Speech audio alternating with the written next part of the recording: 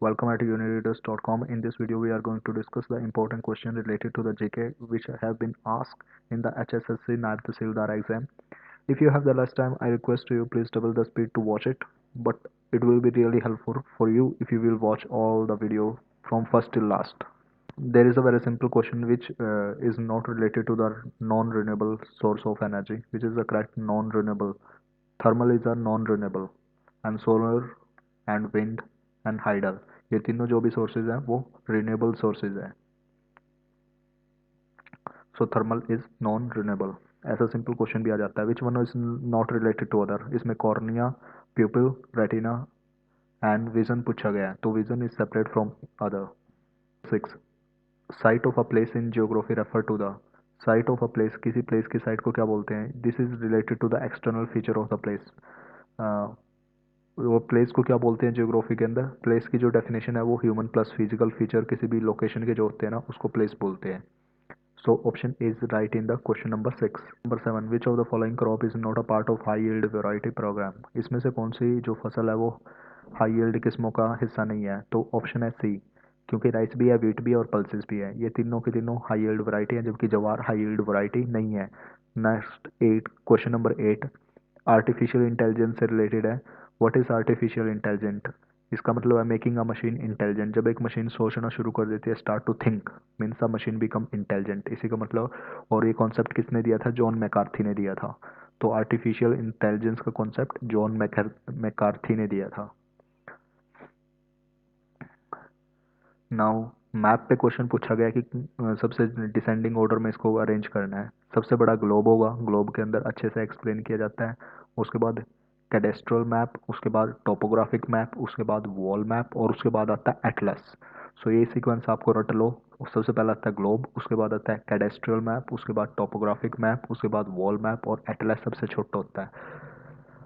Question आया McMahon line किस किस के बीच में है? इंडिया और चाइना के बीच में है. पाकिस्तान और अफगानिस्तान के बीच जो लाइन है उस लाइन को बोलते हैं ड्यूरेंट लाइन. और जो नॉर्थ कोरिया और साउथ कोरिया के बीच में जो लाइन पास करती है वो 38 पैरेलल है. यूएसए और कनाडा के बीच में जो पास करती है वो 49th पैरेलल है. वियतनाम के बीच में जो पास करती है वो 10th पैरेलल है. और अंडमान और निकोबार के बीच जो पास करती है वो 10th पैरेलल है. तो इस ढंग से आपको याद रखना है. 10th पैरेलल 49 यूएस में, 38 नॉर्थ कोरिया और साउथ कोरिया के बीच में, ये वियतनाम के पास से पास करती है, ये ड्यूरेंट लाइन है, ये मैकमोहन लाइन है, और पाकिस्तान अफगानिस्तान के बीच में है ड्यूरेंट लाइन. ये क्वेश्चन कई बार रिपीट हुआ है. ऐसे कैसा? इसके अंदर कोई चेंज नहीं आता, सिर्फ यहाँ पे नाम बदल दिया जाता है. यहाँ पे लिखा है Miss Amita took a taxi to meet her three friend for lunch. They were waiting for her outside the restaurant when she pulled up in the car. She was also excited to see her friend that she left her purse in the taxi. As the taxi pulled away, she and her friend took notice of the license plate number so they would be able to identify the car when they called the tax company. The four license plate number below represent which of each of. मतलब ये पूछा गया है कि एक taxi थी, उसका number याद करना है, कौन सा नंबर हो सकता है? तो ऑप्शन है ए, जे एक्स के. जे एक्स के 12L. तो ये नंबर याद रखना है. ये क्वेश्चन ऐसे कैसा रिपीट होता है? Cut copy paste, nothing new in this.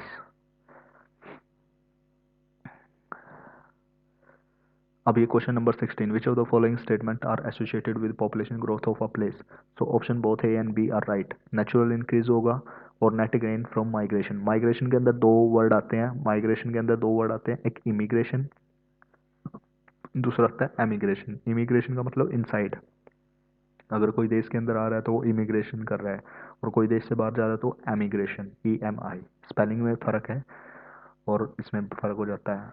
आई, जो आई से स्टार्ट होता है, आई मतलब इन, मतलब जो देश के अंदर आ रहा है. और अगर यहाँ पे नेट गेन हो रहा है माइग्रेशन से, तो मतलब पॉपुलेशन बढ़ेगी. इंक्रीज इन डेंसिटी, अगर डेंसिटी बढ़ जाती है तो उससे पॉपुलेशन बढ़ेगी, क्योंकि उस एरिया के अंदर ज़्यादा लोग रहना शुरू कर गए हैं. तो इसका मतलब क्या है? वहाँ की पॉपुलेशन ग्रोथ हुई है, चाहे वो माइग्रेशन की वजह से हुई हो, चाहे वो फर्टिलिटी रेट की वजह से हुई हो.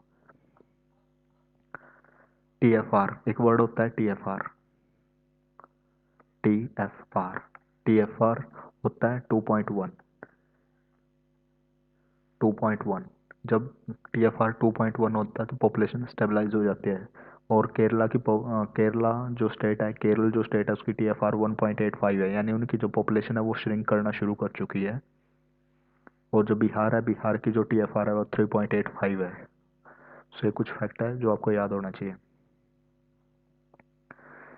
Highest to lowest irrigation coverage, सबसे ज़्यादा इरिगेशन कवरेज पंजाब में है, दूसरा इरिगेशन कवरेज हरियाणा में है, तीसरा यूपी और चौथा बिहार। तो पंजाब, हरियाणा, यूपी, बिहार, ये highest to lowest irrigation coverage state है।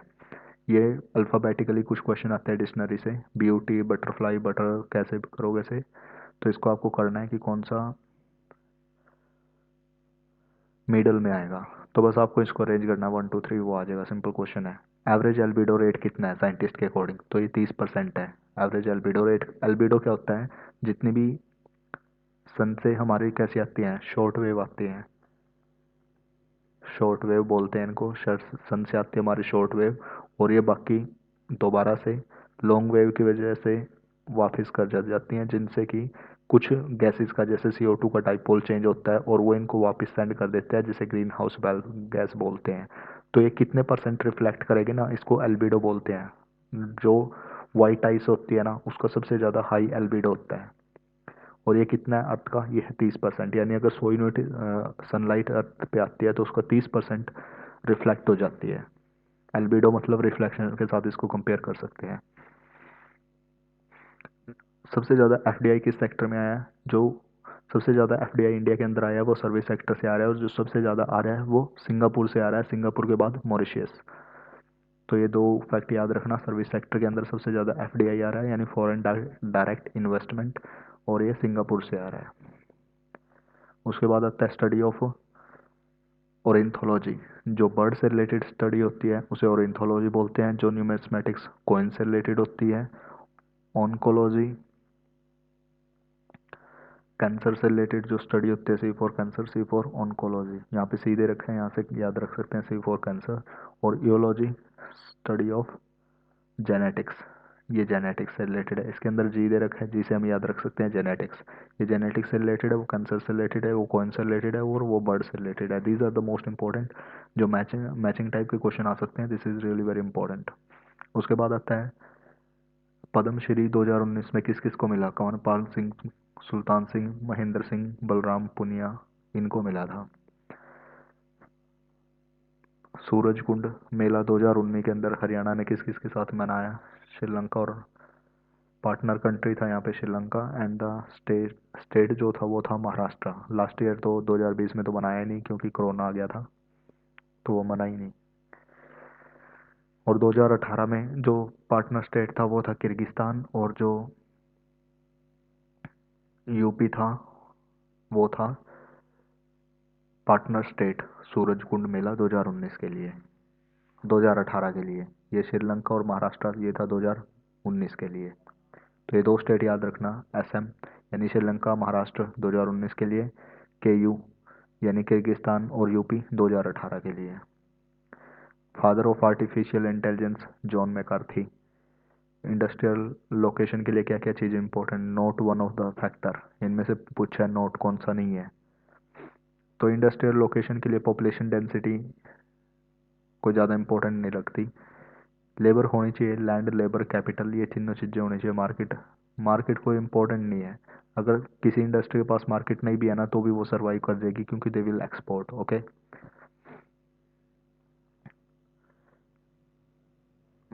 ये पिछले साल का पेपर है कि में ये पूछा गया कि बेटी बचाओ बेटी पढ़ाओ आंदोलन के अंदर बेस्ट अवार्ड किस डिस्ट्रिक्ट को मिला है, तो ये कुरुक्षेत्र को मिला था। और ये बेटी बचाओ बेटी पढ़ाओ स्कीम को पानीपत से लॉन्च किया गया था 2015 के अंदर। ये 3 मिनिस्ट्रीज का इनिशिएटिव है, education ministry, finance ministry and health ministry. तीन भारत सरकार की 3 मिनिस्ट्रीज के लिए है, child ministry, child women and child ministry, health ministry and education ministry. Beti Bachao Beti Padhao 3 ministry के अंदर आता है। मेन मिनिस्ट्री जो है इसकी child, women and child welfare ministry है। मेजर फैक्टर कोटल टेक्सटाइल के लिए, तीनों के तीनों इसमें मेजर फैक्टर हैं। रॉ मटेरियल भी पास होना चाहिए, पॉपुलेशन यानी मार्केट भी होनी चाहिए, और लेबर भी होनी चाहिए। सबसे पहले वीवीपैट, वीवीपैट क्या होता है, वीवीपैट की फुल फॉर्म भी आ सकती है, please write down that in the comment. और ये फर्स्ट टाइम जब यूज़ किया गया था जींद असेंबली इलेक्शन 2019 में यूज़ किया गया था। Voter verified paper audit trial, Geneva में नेशनल ह्यूमन राइट कमीशन का जो हेडक्वार्टर है वो जेनेवा में है, स्विट्जरलैंड के अंदर। एशियन एम्पायर ऑफ पोर्चुगीज कौन कौन से हैं? एशियन एम्पायर ऑफ पोर्चुगीज हैं Goa, Mozambique and Malacca. Straight of Malacca ये कहाँ पे है? ओमान और ईरान के बीच में है स्ट्रेट ऑफ मलक्का। मोजाम्बिक और गोवा इंडिया के अंदर है। तो इन तीनों स्टेटों को बोला जाता है Asian empire of Portuguese. Which is the most common type of disaster in Meghalaya state? Meghalaya state का जो मोस्ट कॉमन फैक्टर वो फ्लड है। रेडियो कार्बन डेटिंग से हमें एज ऑफ द फॉसिल पता लगता है। अब ये इंपॉर्टेंट क्वेश्चन है, हिमाचल प्रदेश के अंदर क्या है? बुंदेला फॉल है। एमपी के अंदर यहाँ पे गाथा फॉल है। और कर्नाटक के अंदर कोसाली फॉल है। केरल के अंदर सोचिपारा फॉल है। सोचिपारा फॉल केरल के अंदर, कर्नाटक के अंदर कोसली फॉल, एमपी के अंदर काथा फॉल और बुंदेला फॉल है मध्य प्रदेश में। कुसली प्रताप ये कर्नाटक में, सूचीपारा केरल में, गाथा एमपी में, बुंदेला हिमाचल में। जॉइंट पीस मिशन किसके साथ स्टार्ट किया है इंडिया ने? मल्टीनेशनल काउंटर टेररिज्म एक्सरसाइज, ये रशिया के साथ किया गया है जॉइंट पीस मिशन। ये जॉइंट पीस मिशन एक मल्टीलेटरल एक्सरसाइज है जिसमें इंडिया और पाकिस्तान दोनों ने एक साथ पार्टिसिपेट किया, because they are the member of SCO. 2018 में किया गया था, ये रशिया से रिलेटेड है। लार्ज ब्लड वेसल, जो दिल से खून को लेके जाते हैं उन्हें क्या बोलते हैं? आर्टरीज।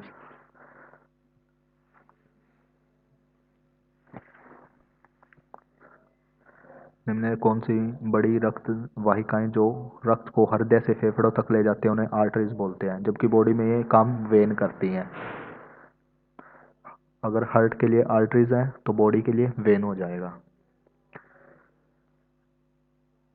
गवर्नमेंट ऑफ हरियाणा ने started life time pension of ₹2000 for patient suffering from which of the following disease? HIV AIDS के जो पेशेंट हैं उनको ₹2000 महीने की पेंशन दी जा रही है हरियाणा सरकार के द्वारा। वाइड एरिया नेटवर्क की लैंग्वेज क्या होती है? Computer network that cover a broad area if an network whose communication link multiple regional और national boundaries. World first human right जो टीवी चैनल है वो लंदन से स्टार्ट किया गया है।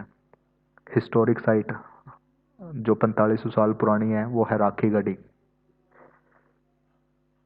राखी गढ़ी हरियाणा की सबसे बड़ी साइट है और इंडिया की भी सबसे बड़ी साइट है, वो है राखी गढ़ी।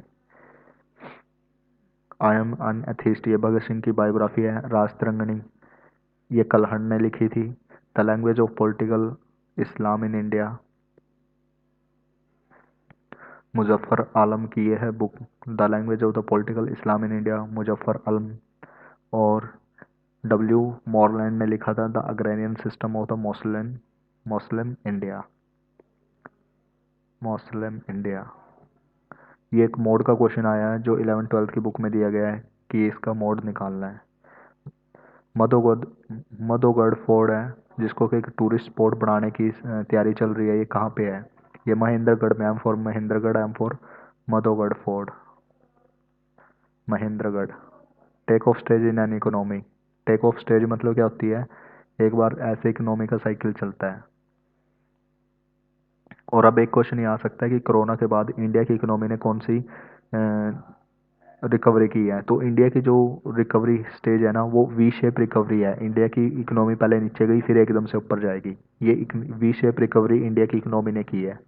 अभी जो करंट ट्रेंड से क्वेश्चन आ सकता है, वी शेप रिकवरी या डब्ल्यू शेप रिकवरी या Z shape recovery. Z shape recovery में ऐसे जाके ऐसे जाती है, यानी पहले नीचे जाती है फिर एकदम से ऊपर जाती है फिर नीचे आ जाती है, इसको बोलते हैं जेड शेप रिकवरी। लेकिन इंडिया की इकोनॉमी क्या कर रही है? वी शेप रिकवरी कर रही है, जो सबसे बेस्ट है। The model code of conduct for political party ये रिप्रेजेंटेशन ऑफ पीपल एक्ट 1951 के अंदर दिया गया है। Model code of conduct for the political parties.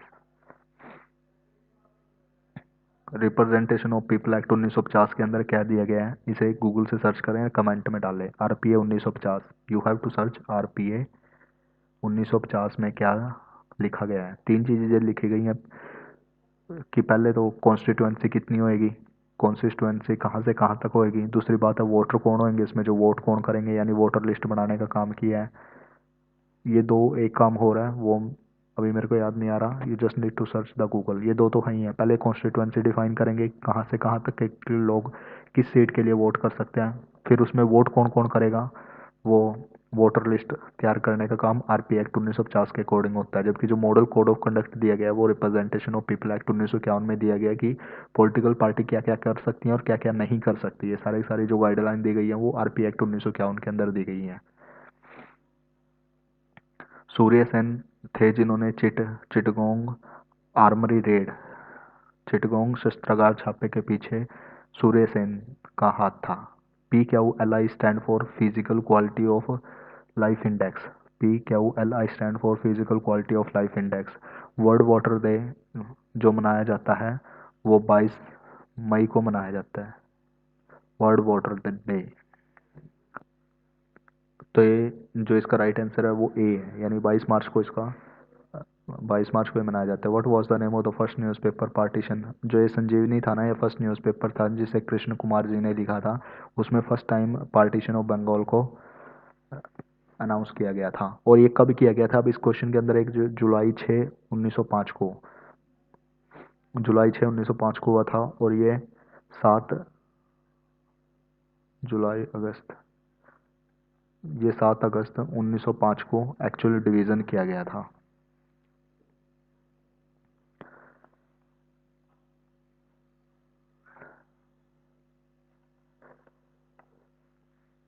अगला क्वेश्चन हेल्पलाइन नंबर से है कि इलेक्शन से रिलेटेड हेल्पलाइन कौन सी चलाई गई है? जो 1947 है वो आधार से रिलेटेड है। जो 1950 है, 1950 जो हेल्पलाइन नंबर है वो इलेक्शन से रिलेटेड है हरियाणा में। कॉर्पोरेट सोशल रिस्पॉन्सिबिलिटी क्या होती है? कॉर्पोरेट सोशल रिस्पॉन्सिबिलिटी ये होती है कि जो भी कंपनी बिजनेस करेगी उससे social economic and environmental development करेगी। यानी एजुकेशन के ऊपर पैसा लगा सकते हैं, इन्वायरमेंट को सस्टेन करने के लिए पैसा लगा सकते हैं। और कॉर्पोरेट सोशल रिस्पॉन्सिबिलिटी के अंदर अभी रिलैक्सेशन दी गई है, हालांकि उनको अपने प्रॉफिट का 2% CSR के लिए एक कंपनी को लगाना होता है। 2% है, क्वेश्चन में 5% भी आ सकता है। तो CSR कितना? अपने प्रॉफिट का 2%।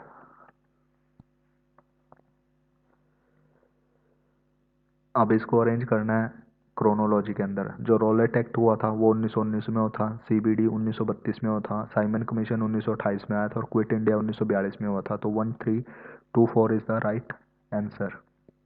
कौटिल्य ने लिखी थी अर्थशास्त्र, मनु ने लिखी थी मनुस्मृति, कल्हण ने लिखी थी राजतरंगिणी और बाणभट्ट ने लिखी थी हर्षचरित्र।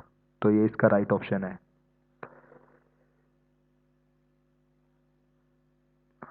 जो साल्ट वाटर लेक है वो Sambhar lake salt water lake है। Longest river of the peninsular India वो गोदावरी है।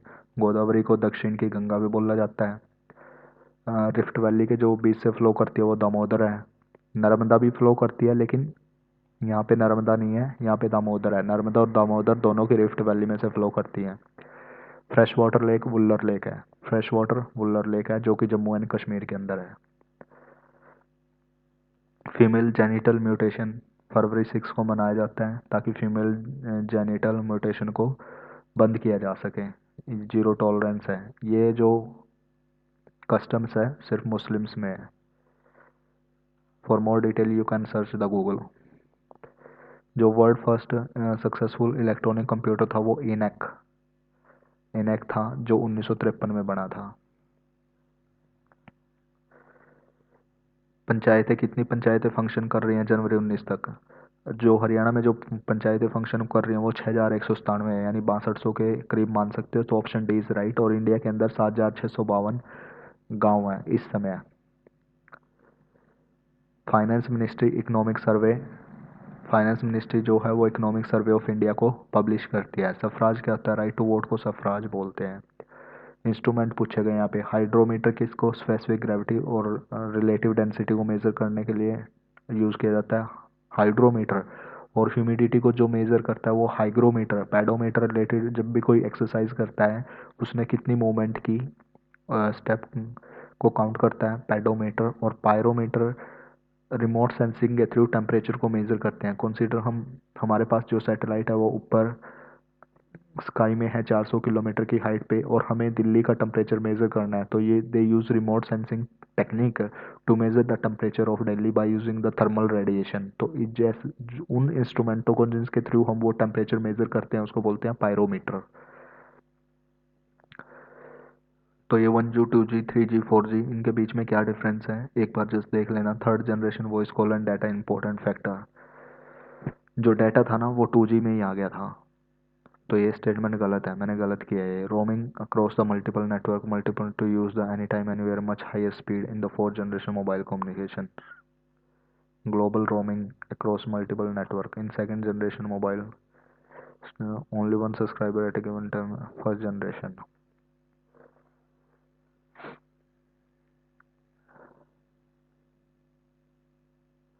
तो ऑप्शन सी ही ठीक होगा, क्योंकि इसने गलत पूछ रखा है। गलत कौन सा है? हरियाणवी लैंग्वेज की स्क्रिप्ट कौन सी है? देवनागरी हरियाणवी लैंग्वेज की स्क्रिप्ट है। अगला क्वेश्चन आता है यहाँ पे सिंपल, ये तो सिंपल क्वेश्चन है, कोई भी कर लेगा। Crude density of population is arithmetic. Crude density क्या होती है? कितने लोग की एक एरिया के अंदर कितने लोग रहते हैं डिवाइडेड बाय दैट एरिया, उसको बोलते हैं क्रूड डेंसिटी। कंसीडर करनाल के अंदर, कंसीडर कुरुक्षेत्र के अंदर 10 लाख लोग रहते हैं, और कुरुक्षेत्र का जो एरिया है वो 5,000 स्क्वायर किलोमीटर 5,000 स्क्वायर है। तो इससे जब हम निकाल लेंगे तो क्रूड डेंसिटी निकाल लेंगे, और इसके थ्रू हम कंपैरिजन कर सकते हैं किसकी डेंसिटी ज़्यादा है किसकी कम है। Bhopal gas tragedy, Bhopal gas tragedy methyl isocyanide वहाँ पे रिलीज हो गया था जिससे बहुत सारे लोग मारे गए थे, इसको भोपाल गैस ट्रेजेडी दिन का नाम दिया गया है। गूगल में सर्च कर लीजिए कि उस कंपनी का क्या नाम था जिसकी वजह से भोपाल गैस ट्रेजेडी हुई और मिथाइल आइसोसाइनाइड इन्वायरमेंट के अंदर रिलीज हो गया। Structure of disaster management DMA act 2005 से लिया गया है। इसके अंदर सेंटर और स्टेट के लिए अलग अलग होते हैं, और इसका जो चेयरमैन होता है वो प्रधानमंत्री सीएम नहीं होता बल्कि सेक्रेटरी होता है, यानी chief secretary C S. Chief secretary जो होता है इसमें चेयरमैन होता है फंड रिलीज करने के लिए। 2018 के अकॉर्डिंग सेक्स रेशो हरियाणा के अंदर 914 है, और चाइल्ड सेक्स रेशो 2012 में 832 था, जो 2018 में बढ़ के 824 हो चुका है। ये दो फैक्ट याद रखना सेक्स रेशो से रिलेटेड।